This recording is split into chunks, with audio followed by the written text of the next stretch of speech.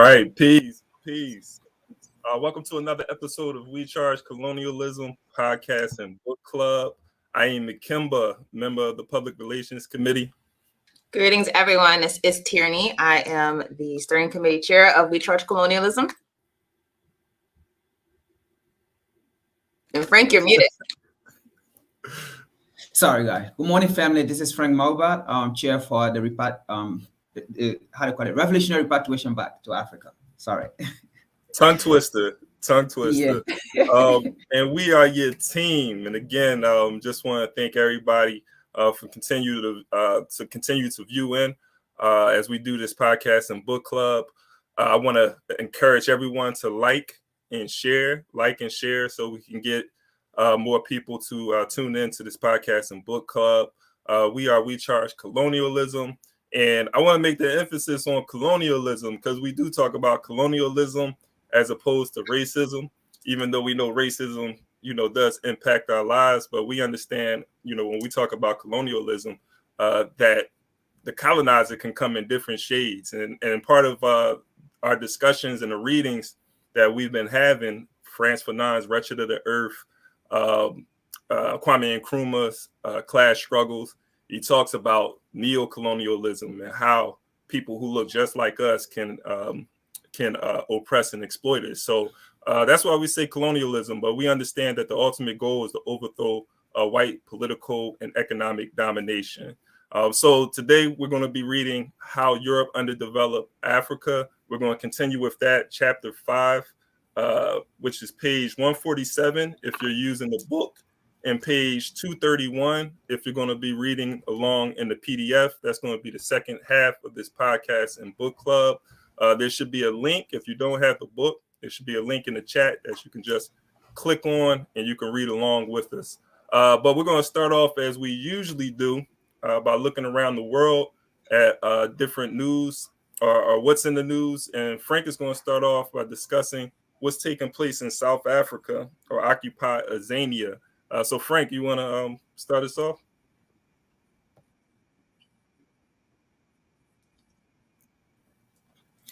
Yeah, in South Africa, there was a protest and a petition that was presented to the court, to one of the higher courts in South Africa regarding the shared, oil company in South Africa. So there's a survey that they're trying to do to try to, get oil from the sea. But this protest went on and the petition was sent to the court, but it was ruled in favor of the shared oil company, or Petroleum. So it did not go with the protester interest, but it went with the interest of share.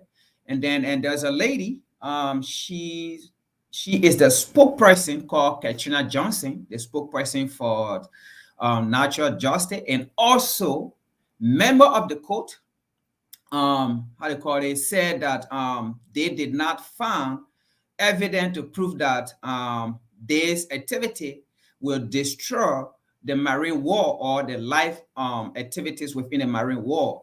And so they did not rule in favor of the people. So that is just, another organization that with on the continent that Walter Rodney talked about in this book as well. So, and this is what's going on. And recently, we just heard a lot of African leaders and representatives coming to the Western world and hosting a climate change, or part of that, we can also say hosting environmental pollution issue and all of those things. But here are the same people who are fighting climate change or who are fighting environmental pollution, but they are the one have these companies in Africa, these colonial companies that are still operating in Africa, and we are coming hosting meeting with them to protect our environment and all of those things. So when I read this and I said to myself, it is now going to be in the interest of African people because these are colonial institutions and still maintained by children of the colonialists and things, and it benefit them. So I was saying to myself that I think these are meetings that we need to have on the African continent among African people to protect our environment. we need to stand out, because at the end of the day, these are visitors, these are explorers that go on the continent to explore the continent. And there's one thing they say here. They say, should viable resources be found offshore, this will significantly contribute to the country energy security. But I also said to myself, you guys been on the continent for hundreds of years now and exploiting the continent, and the people, the African people, have never, benefit from these, how to call it, resources. So, what would be the significance of you people being there? So I was saying to myself, I prefer we taking our resources by, even if we can extract them, but it's better we take them by and let these people go, because at the end of the day, even if they're extracting the resources, we don't still benefit from it. And one typical example that just happened with Liberia recently, and there's I had quite a discussion in Parliament right now with the steel company. As we all know, or we may not know, Liberia have been one of the backbone of steel producing company in the war, especially to the U.S. As we speak right now, the United States have the largest reserve of iron ore in the world in Texas. And where they got it from? They got it from Liberia since the 1900s, to be specific, the 1910. And although they are not the one in possession of the steel company now, is different company, like the Acera Mata, that there was there since 2005, and they signed an agreement that was never in favor of the Liberian people, and they never built anything. They built like tanks that they allow the Liberian people to live in those things, and then they have come back again with some bad deal, but the current administration is saying they have to look into it and see what happened back then and stuff. And I just want to say, most of these companies that come to our leaders to have share in these companies, and that is why they don't also come out good deal, to benefit the African people. But I think it is up to us again, if we can do anything to take our land by, our resources by, even if we can extract it, it's better they be dead than foreign company to come and benefit from it and what have you, and enrich our economy, and then in turn call us, poor people, or poor Africa, or poor African people. Yeah, thank you for bringing this story to light. I think it is just another example of how Europe or the West, and even we can't even just say Europe and the West now, right? Because China and other countries are also coming in and coming into Africa and being able to exploit them for the resources. And even though I know we're talking about the continent, but we can talk about these things happening even in the diaspora. So this is something that is universal. But Africa presents a great example. I think you had mentioned what we need to do as far as doing our own producing or refining of these different natural resources. I think President Akufo-Addo of Ghana represented a good example when he went to Switzerland and said, "Hey, we're not selling you cocoa anymore. We're going to refine this ourselves." And I know Tierney is going to come with an interesting story next week. So, but for the sake of this story, just want to use that as an example. But this is something that we need to do. But I don't know if you want to add something, Tierney.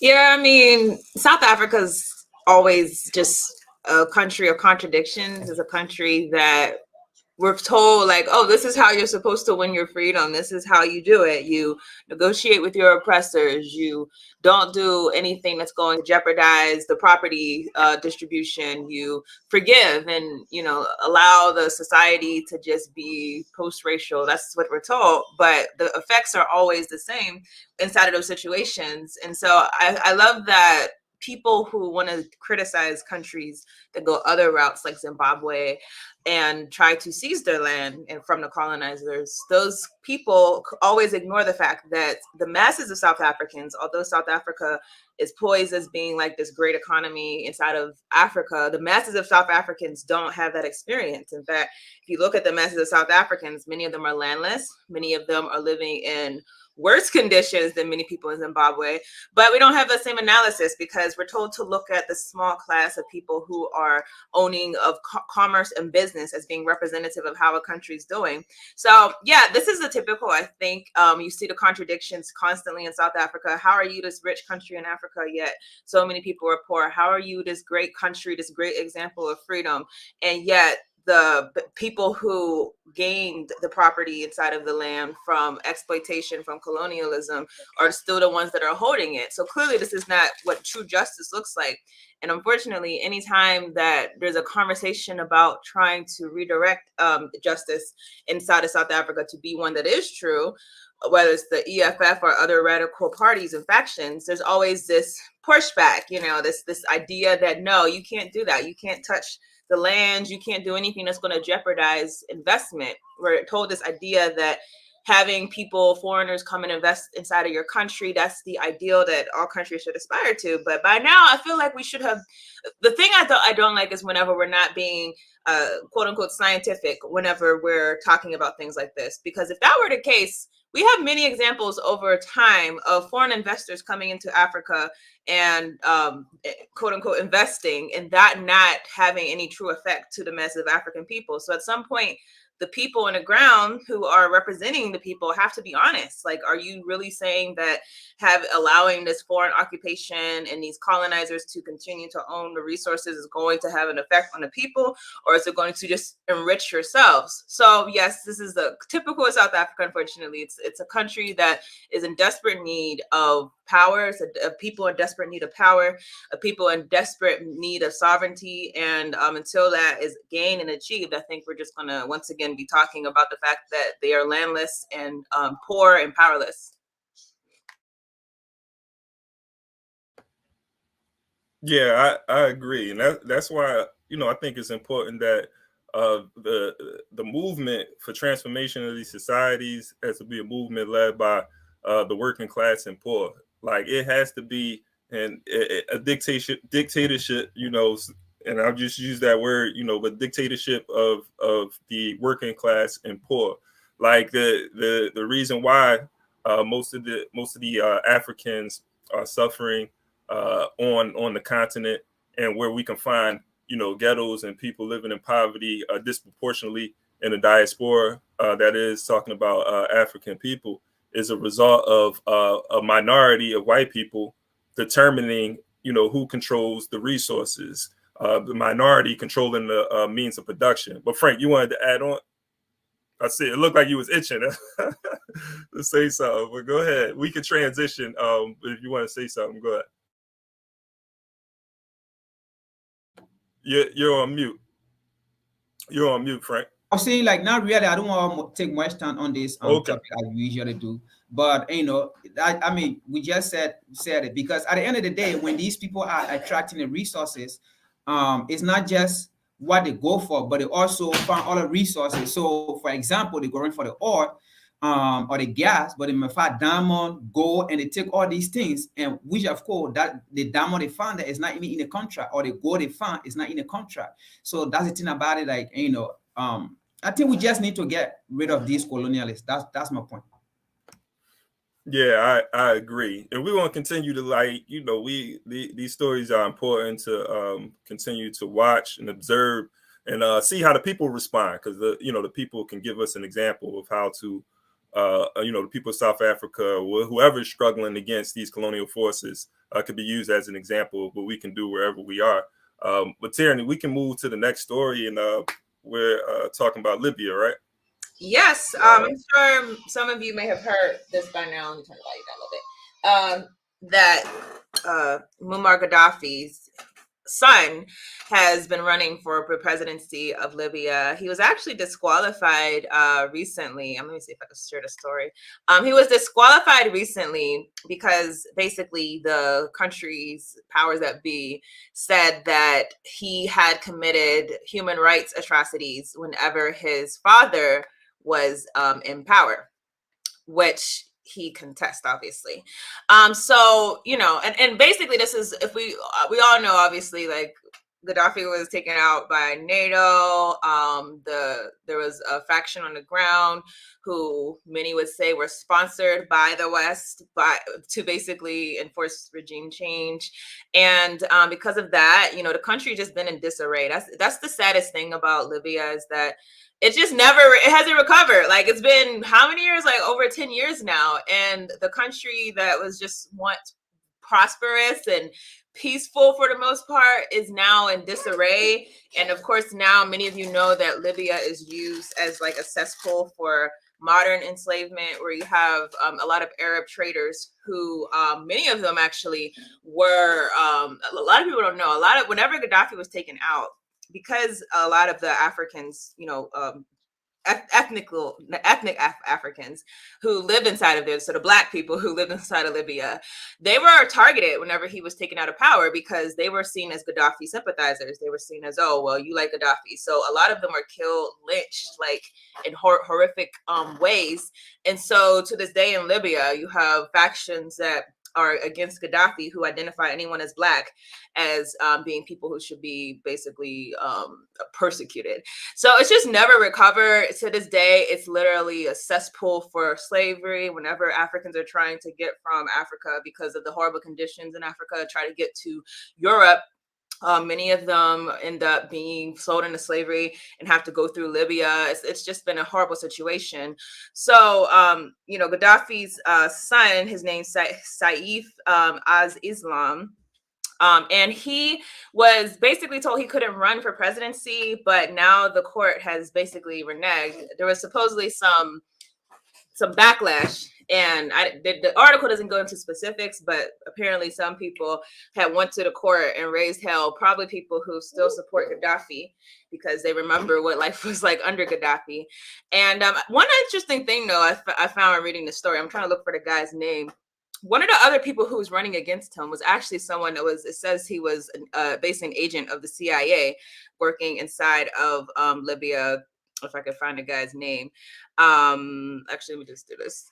So here we go. So this guy named Khalifa Haftar, he was a part of the Libyan National Army, and they control much of southern Libya. And this is Al Jazeera reporting this, by the way. They're saying he was a former CIA asset.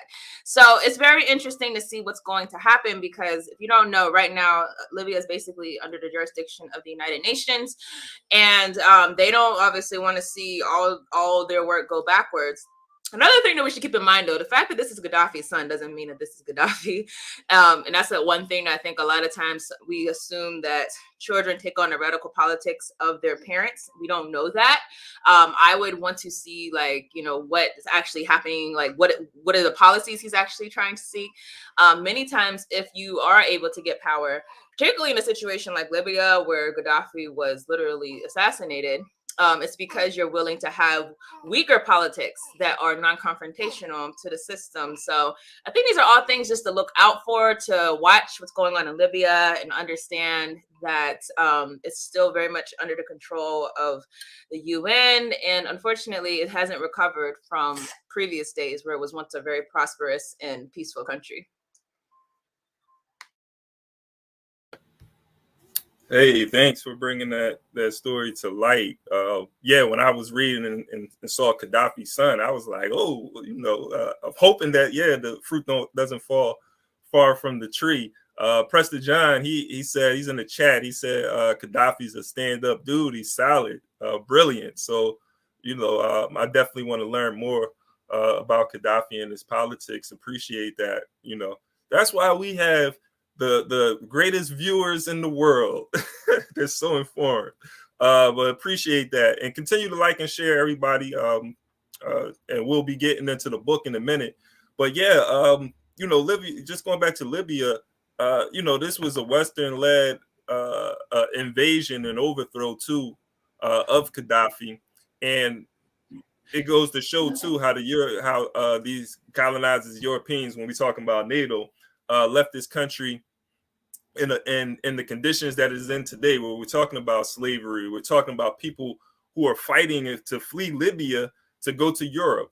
And this is a terrible situation. And if we think about the irony in this, kind of how Europe created the conditions that we have in Libya today. And not saying that there's people, of course, like there's people in power in Libya who are also complicit in this, but we got to. I'm going back to the cause of the dismantling of the Libya government when NATO had invaded there, and so invaded Libya. And so now what we have is Libyans fleeing Libya to go to Europe, to go to Italy for a better life, for better opportunities. When so they're fleeing to the same people who caused the conditions that they're in today. And it's crazy, but this is the contradictions that exist within colonialism. But Frank, you wanted to add anything? We're running out of time, but let me just add, something quick that Tiani said, especially when it comes to the UN. What I want to say here is, I believe that whenever there is the presence of UN in an era, there is always going to be war, and war is never going to finish. A typical example is DRC Congo and other places in Africa as well. So we Africans, we shouldn't think that because the presence of UN is there, that means the place is safe, because DRC Congo have never been safe since the presence of UN. And we should also know that UN are in those places, but controlled by the West, controlled by the imperialists. And UN are the same imperialists that gave money, that donate money to UN. And that's what UN believes. So they don't really believe in the ideology of Africa being free as long as it's being controlled by the imperialists and all of those things. So we shouldn't believe that UN is there, mean there's a peace, because it's controlled by the imperialists and stuff. So as for once, as we are also advocating for the removal of foreign military on the continent, we should also advocate for the removal of UN into those places, and we can, empower our own African military, and we can empower ECWA, we can empower AU, as long as African leaders are ready to work, and Africa will be a better place. Hey, and indeed, and there was the question in the chat. It was talking about the power. What power do we have? To bring in. So what power do we have as a people to force the government to create change? It seems like you can have a corrupted government that cannot be challenged by its people. And I feel like these governments can be challenged, and I understand the backlash that we have as a people when we do challenge these governments. But I think what can make things more feasible is if it becomes an international struggle. Like, we got to be in the diaspora. We got to be able to identify those people who are on the ground that's fighting to bring about real, material change, and be able to support them, just like the colonizers. Europeans, they have their people. They back their people in these countries. They're the ones who are behind these coups.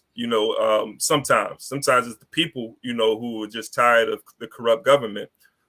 But just how Europe, just how America, how they fund these reactionary governments, we had to be able to support the revolutionary people who are on the ground that's trying to bring about that change. So the power is going to come from it being an international struggle, even in these local areas. But I don't know if anybody wanted to add something before we move on.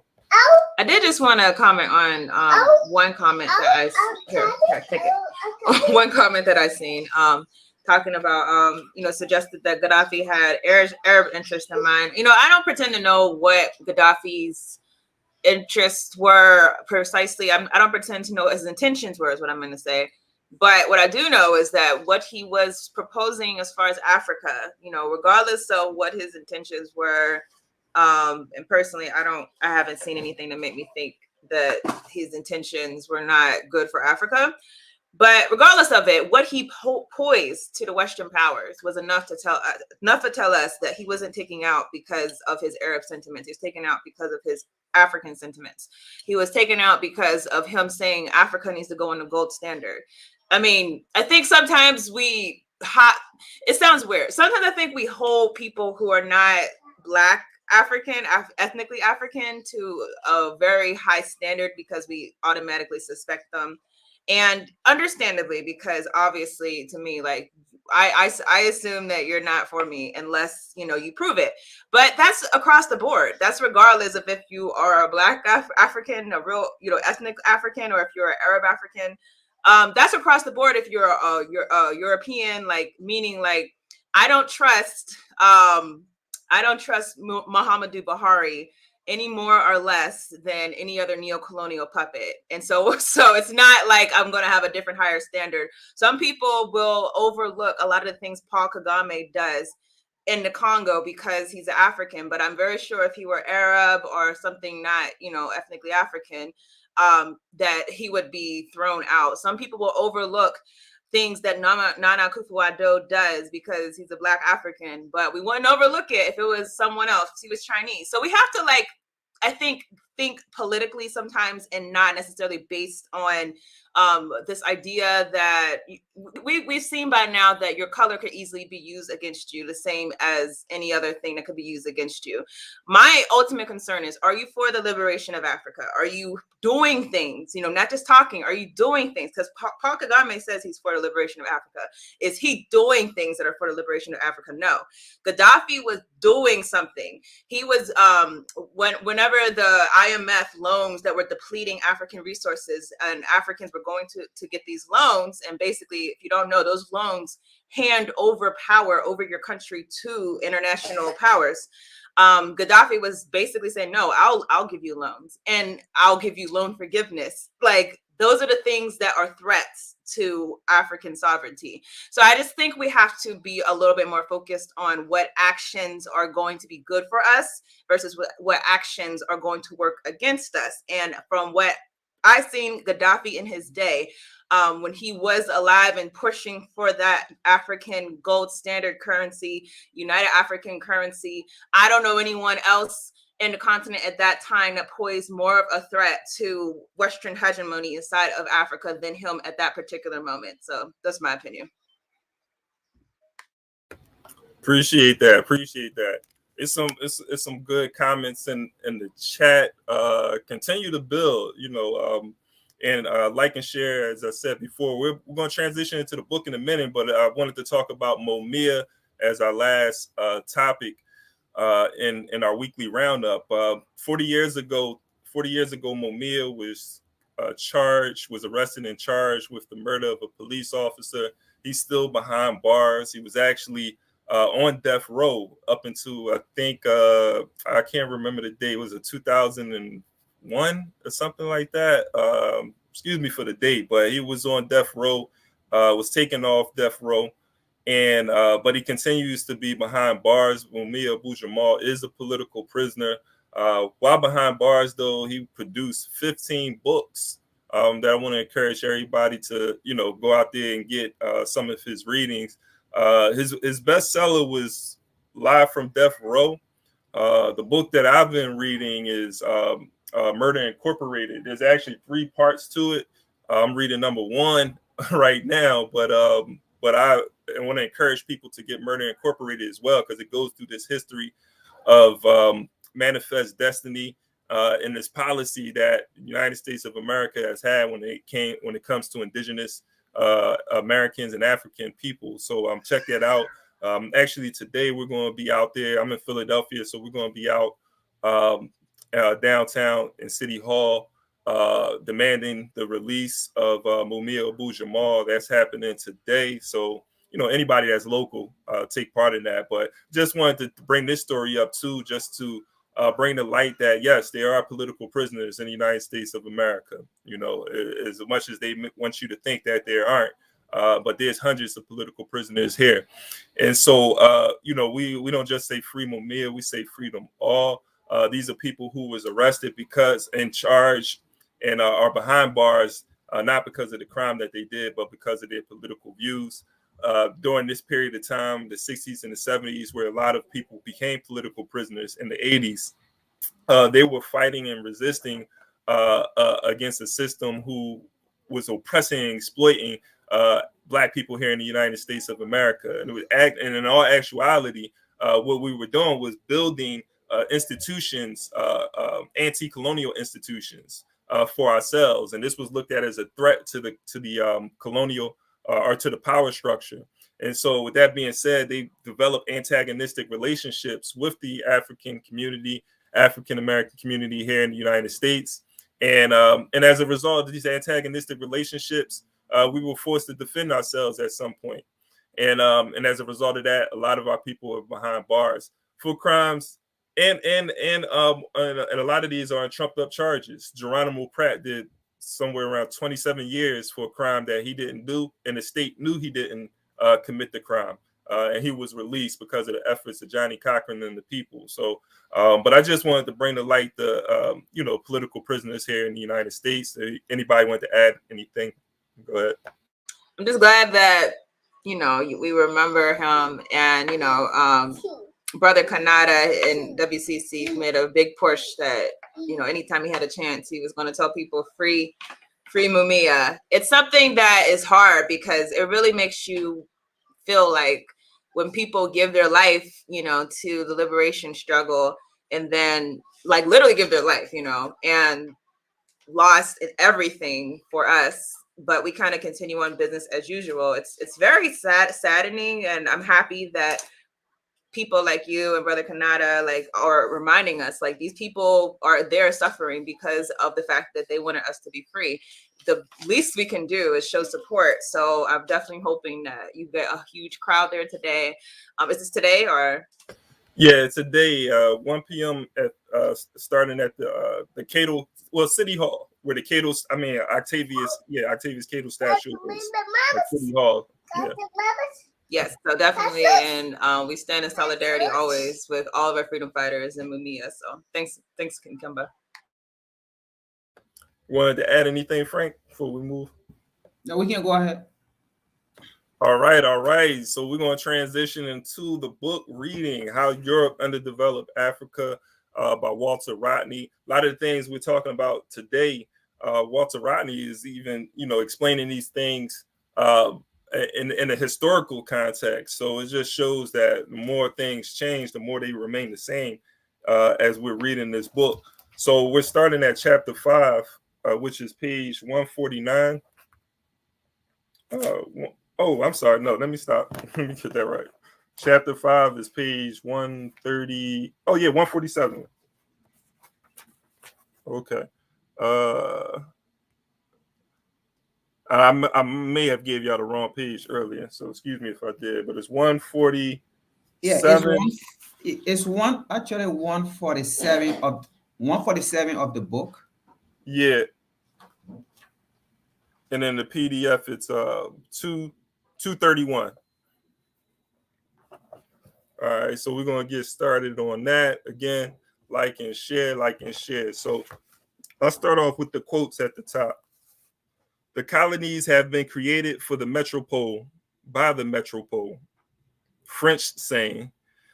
Sells operations in the United States and management of the 14 Unilever plants are directed from Lever House of New York's fashionable Park Avenue. You look at this tall, striking glass and steel structure, and you wonder how many hours of underpaid black labor and how many thousands of tons of underpriced palm oil and peanuts and cocoa is cost to build it. W. Alpheus Hunton. Expatriation of African surplus under colonialism. Capital and African wage labor. Colonial Africa fell within the part of the international capitalist economy from which surplus was drawn to feed the metropolitan sectors. As seen earlier, exploitation of land and labor is essential for human social advance, but only on the assumption that the product is made available within the area where the exploitation takes place. Colonialism was not merely a system of exploitation, but one whose essential purpose was to repatriate the profits to the so-called mother country. From an African viewpoint, that amounted to consistent expatriation of surplus produced by African labor out of African resources. It meant the development of Europe as part of the same dialectical process in which Africa was underdeveloped. By any standards, labor was cheap in Africa, and the amount of surplus extracted from the African laborer was great. The employer under colonialism paid an extremely small wage, a wage usually insufficient to keep the worker physically alive, and therefore, if he had to grow food to survive. This applied in particular to farm labor of the plantation type, to work in mines, and to certain forms of urban employment. At the time of the imposition of European colonial rule, Africans were able to gain a livelihood from the land. Many retained some contact with the land in the years ahead, and they worked away from their shambas in order to pay taxes or because they were forced to do so. After feudalism in Europe had ended, the worker had absolutely no means of sustenance other than through the sale of his labor to capitalists. Therefore, to some extent, the employer was responsible for ensuring the physical survival of the worker by giving him a living wage. In Africa, this was not the case. Europeans offered the lowest possible wage and relied on legislation backed by force to do the rest. Want to build? Should I keep going? Or do I want to build? You can go ahead. Yeah. Well, first of all, just like the quotes, though, I want to go back to that. So, the colonies have been created for the metropole by the metropole, and so like that goes back to what Walter Rodney discusses, and also the political theorist Andrew Gunnar Frank, who really he talked about underdevelopment, and he talked about metropoles and satellite countries, and so like the metropoles being like the colonial countries, it's Europe, it's the United States, and those satellite countries being those that are colonized and that are being exploited. So when he's talking about the colonies or the satellite countries and what their purpose are, who they're serving, they're being created into colonies. I mean, it's really as simple as that, right? These colonies are to serve the mother country. And he talks about in one of these paragraphs, he talks about how the labor or the exploitation of the resources and the labor is not benefiting the people in the country or land. It's going back to the mother country and benefiting them. So that goes. Michael talks about your double trap. It's like that double trap right there. But I just wanted to start it off with that. Anybody want to add? Yeah, and that's a good point to emphasize, is that I think we don't think about the fact that colonialism is also slavery. It's not just the control over the politics, but it's the turning of a free and sovereign people to a labor force to support the host country, the host colony. So low wages, they mean low wages. And many times there weren't any wages. It was just straight up enslavement.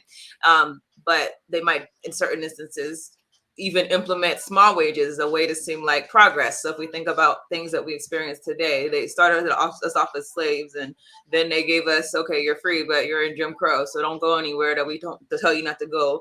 And then it turns, they might give us small things, but the ultimate purpose is that we be a labor force that's going to be depleted by the host country. So that's an important feature to just keep in mind, because a lot of people try to disconnect colonialism from slavery. It is slavery, and colonialism or slavery operates under colonialism, as it does under as colonialism also operates throughout imperialism. So it's just important for us to keep in mind that the struggle of enslavement is something that we all have felt universally around the globe, whether it was through the transatlantic slave trade or if you were actually colonized in the actual African continent. So that's an important point.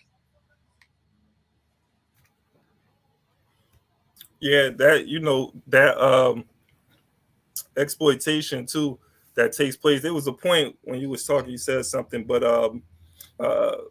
also the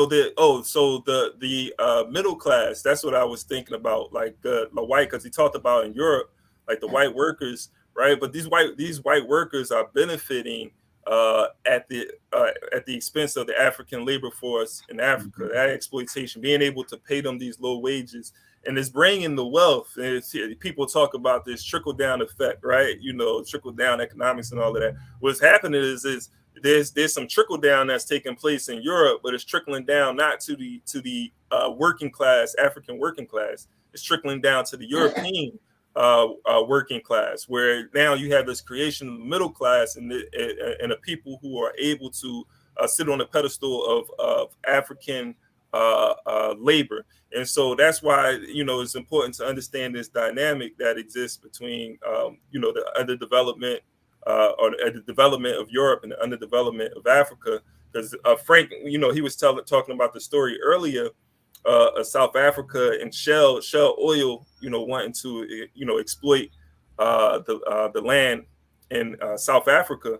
What happens though is now, the Africans are not benefiting from this exploitation. It's going where Shell, where the metropole is existing. They're going to be getting the bulk of these resources, and they're going to benefit, at the expense of the exploitation of this labor. And so this underdevelopment continues to take place even today.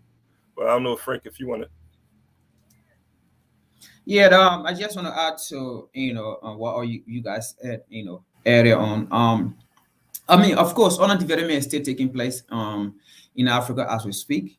What already talk about how colonial time workers were paid little of nothing, and how the resources of Africa were being taken to Europe, and that built Europe, that developed Europe, which of course is still happening today.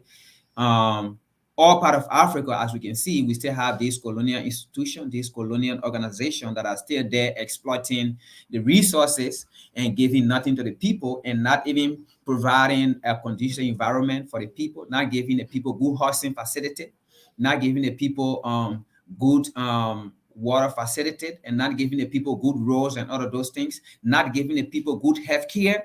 And they are there extracting the resources while our people are there working heavily day and night, and not giving them any good food to eat and all of those things. So of course it's still going on. Exploitation is still going on. Colonialism is still going on. Just because we have African in power, or just because we have election where our people are taking part in election and our people are taking part in politics, and that doesn't mean it's colonialism is not going on, or exploitation is not going on.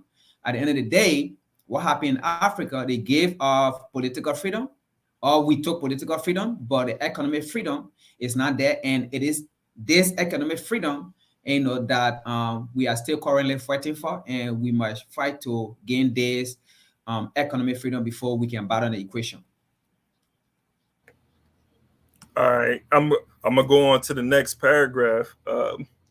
So there were several reasons why the African worker was more crudely exploited than his European counterpart in the present century. Firstly, the alien colonial state had a monopoly of political power after crushing all opposition by superior armed force. Secondly, the African working class was small, very dispersed, and very unstable owing to migratory practices. Thirdly, while capitalism was willing to exploit all workers everywhere, European capitalists in Africa had additional racial justifications for dealing unjustly with the African worker. The racist theory that the black man was inferior led to the conclusion that he deserved lower wages. And interestingly enough, the light-skinned Arab and Berber populations of North Africa were treated as blacks by the white racist French. The combination of the above factors in turn made it extremely difficult for African workers to organize themselves. It is only the organization and resoluteness of the working class which protects it from the natural tendency of the capitalists to exploit to the utmost. That is why in all colonial territories, when African workers realized the necessity for trade union solidarity, numerous obstacles were placed in their paths by the colonial regimes. Wages paid to workers in Europe and North America were much higher than wages paid to African workers in comparable categories. The Nigerian coal miner at Enugu earned 1 shilling per day for working underground and 9 pence per day for jobs on the surface. Such a miserable wage would be beyond the comprehension of a Scottish or German coal miner, who could virtually earn in an hour what the Enugu miner was paid for a 6-day week.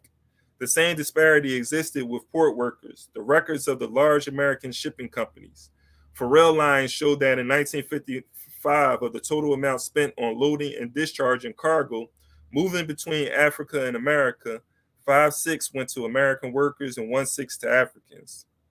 Yet it was the same amount of cargo loaded and unloaded at both ends. The wages paid to the American stevedore and the European coal miners were still such as to ensure that the capitalists made a profit. The point here is merely to illustrate how much greater was the rate of exploitation of African workers. Yeah, I'm gonna stop there. I was about to stop after the first paragraph, but I was like, let me read some more. Let me read some more. No, but I think there's a lot being said in these paragraphs right here. But the racist there, when he talked about the inferiority too of blacks as a justification, and I think like this is why it is important too for African people to realize that we do have a common struggle, because we're not just dealing with colonialism, but we're also dealing with racism. We're dealing with the idea that, you know, whites is superior, and there's sort of like this justification or rationalization for African poverty, or for why Africans represent the, you know, the underclass within the society. Before it was because of their race, and today, I think on the surface, if I just want to be clear on this, like there's still this idea of because of the race, but I think that is covered with this, you know, the idea. So I'm trying to get my thoughts together on this, but it's more so now they can use a different terminologies to describe, or concepts to describe why we're at the bottom, right?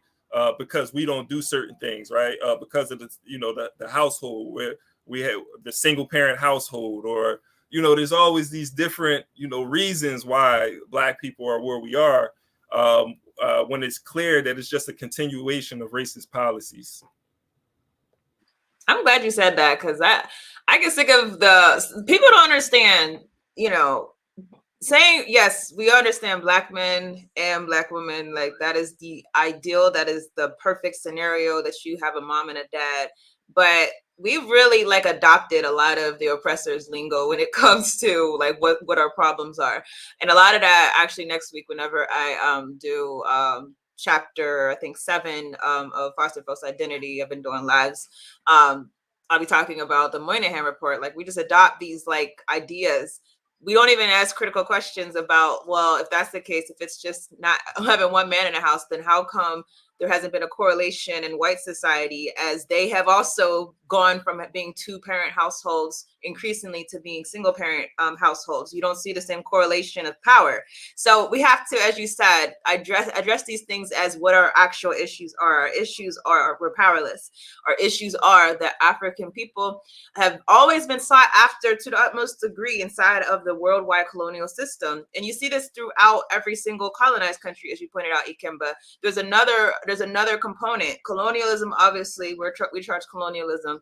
We identify all colonialism as against the interest of people, but we understand that the way that it affects African people has always been more drastic because of an added layer of colonialism that has made us basically the blame for all things wrong, that has made us the inferior class. And so you go to Latin America, colonized countries, but even in that colonized country, there's a more subset of colonized people who have experienced way worse. You go to Africa, we look at the people who are like South Africa, who are referred to as colored, you know, people who are of mixed ancestry, but then at the bottom, there's the people who are more African ancestry. There's a common theme throughout the colonial project, that is that Africans are going to be exploited more than anyone else. And so it's really on us to correctly identify that our problems are not because of our own attributes. Our problems are because of that common denominator, that the oppressor has always had his foot on our neck more than anyone else.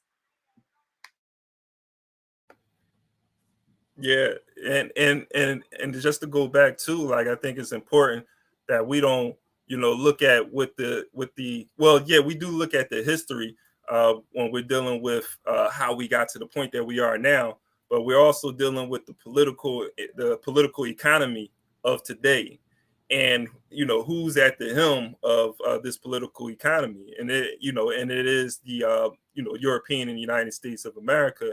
And then it's those other countries who are complicit in the continuing of this political economy that Africans overall have not been able to benefit from. So I don't know, Frank, if you want to add something, and we go on to the next paragraph. No, we can go ahead. All right. So when discrepancies such as the above were pointed out during the colonial period, and subsequently those who justified colonialism were quick to reply that the standard and cost of living was higher in capitalist countries, the fact is that the higher standard was made possible by the exploitation of colonies, and there was no justification for keeping African living standards so depressed in an age where better was possible and in a situation where a higher standard was possible because of the work output of Africans themselves. The kind of living standards supportable by African labor within the continent is readily illustrated by the salaries and the lifestyle of the whites inside Africa. Colonial governments discriminated against the employment of Africans in senior categories, and whenever it happened that a white and a black filled the same post, the white man was sure to be paid considerably more. This was true at all levels, ranging from civil service posts to mine workers. African salaried workers in the British colonies of Gold Coast and Nigeria were better off than their brothers in many other parts of the continent, but they were restricted to the junior staff level in the civil service. In the period before the last World War, European civil servants in the Gold Coast received an average of £40 per month, with quarters and other privileges. Africans got an average salary of £4. There were instances where one European in an establishment earned as much as his 25 African assistants put together. Outside the civil service, Africans obtained work in building projects and mines and as domestics, all low-paying jobs. It was exploitation without responsibility and without redress. In 1934, 41 Africans were killed in a gold mine disaster in the Gold Coast, and the capitalist company offered only £3 to the dependents of each of these men as compensation. Where European settlers were found in considerable numbers, the wage differential was readily perceived. In North Africa, the wages of Moroccans and Algerians went from 16% to 25% those of Europeans. In East Africa, the position was much worse, notably in Kenya and Tanganyika. A comparison with white settler earnings and standards brings out by sharp contrast how incredibly low African wages were. While Laura Delamere controlled 100,000 acres of Kenya's land, the Kenyan had to carry a kipande pass in his own country to beg for a wage of 15 or 20 shillings per month. The absolute limit of brutal exploitation was found in the southern parts of the continent and in southern Rhodesia. For example, agricultural laborers rarely received more than 15 shillings per month. Workers in mines got a little more if they were semi-skilled, but they also had more intolerable working conditions. Unskilled laborers in the mines of northern Rhodesia often got as little as 7 shillings per month. A truck driver of the famous copper belt was in a semi-skilled grade. In one mine, Europeans performed that job for £30 per month, while in another, Africans did it for £3 per month. Okay, so yeah, we can pick up a build on that. Yeah, I mean, this is getting to the heart of underdevelopment. This is what Walter Rodney is. This is his premise right here. That he's made in these couple of paragraphs. I think he makes the point clear. What I think we have to do too is like look at what's being said here and understand like that's happening right now. This underdevelopment. We talk about even in the United States of America, you can look at how much a black woman makes or a black man makes on a dollar compared to a white woman and a white man. But this is underdevelopment. The expatriation, when he talked about the expatriation of jobs going outside of the country, leaving Europe, leaving the United States, going to Africa, going to Asia, exploiting the labor in these countries. Excuse me, somebody else. But yeah. No, but that was a very powerful point that I was when he's talking, I'm thinking about the civil rights movement becoming basically a compromise with Black America, and I'm speaking in the United States, and that one of the big compromises, which you see a lot of Africans entering, like civil service jobs and working for government and getting these high positions, so to speak. But if you think about it, if you correlate to say that we progress would mean that like white society stayed the same and while Black society came up.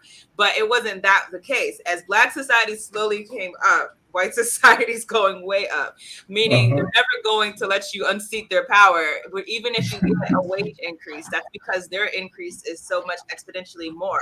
So it's important for us to understand that everything's very calculated. They're never going to do anything that's going to jeopardize their lock on the economy. And so that's why when he's saying these things, I'm like, wow, that's literally like today. Like you literally see the same thing. You see people talking about, oh yeah, we have Black representation here, but look at where all the top officials are. Look at who or the top ones inside of the companies. You have some people so happy to work for some firm or something like that, but they're not even considering the fact that you are a worker, whereas the people who actually make the decisions, they don't look like you. So all that diversity and inclusion stuff, that's just to keep you people on the bottom happy. You know, maybe you get to have some white coworkers, but guess what? They're going to make sure that those top positions are solidified for their people. So that's a very telling thing that, wow, this is something that it has a long legacy, far back, you know, with our people since we've been encountering this colonial system.